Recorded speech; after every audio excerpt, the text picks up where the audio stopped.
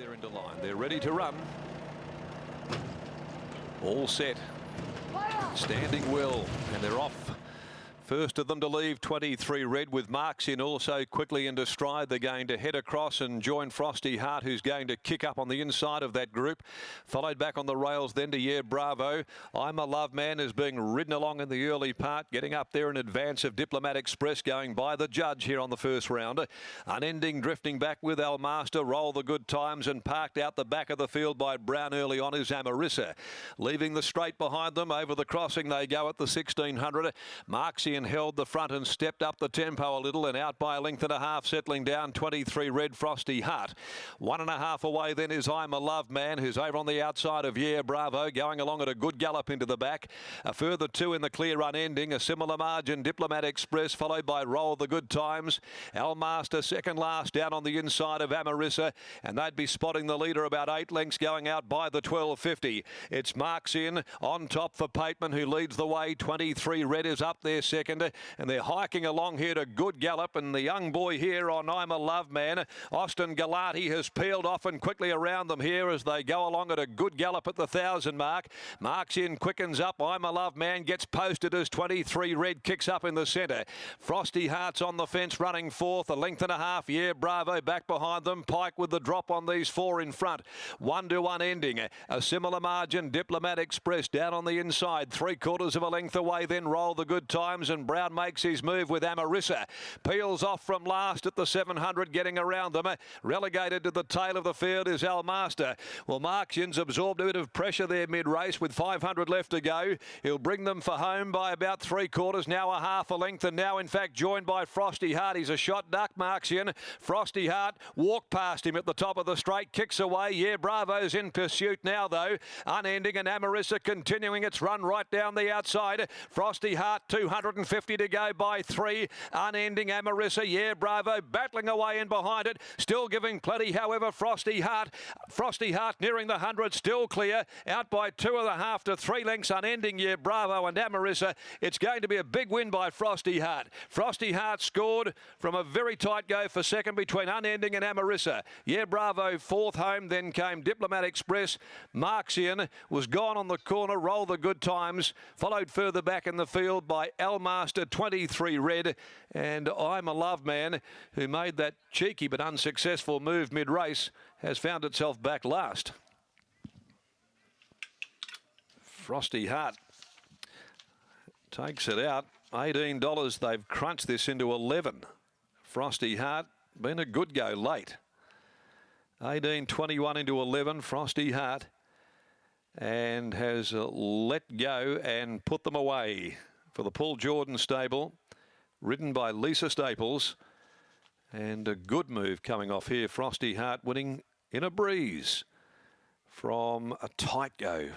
Maybe Amarissa a nose. Unending, Yeah Bravo back inside of those in fourth place. Marksian there, like the betting drift, gave up on the corner, but there was pressure in that middle part of the race. The winner, Frosty Heart by Frost Giant from Heather, owned by Ron Sayers, prepared by Paul Jordan, ridden by Lisa Staples, posting its third win today at its 30th start.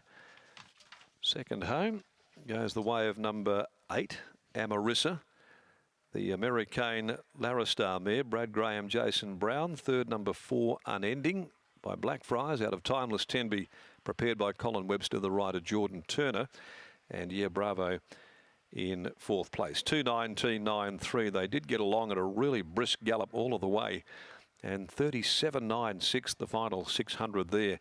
2.5 lengths and a short half head, the official margins, to the running of the 7th. So a very good win, and a nice ride too by Lisa to get this home. It's dominated, and punters didn't forget to back it at the 21 right into 11 late in the market.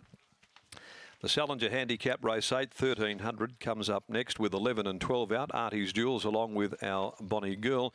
As we take it downstairs once again, here's Brittany Taylor.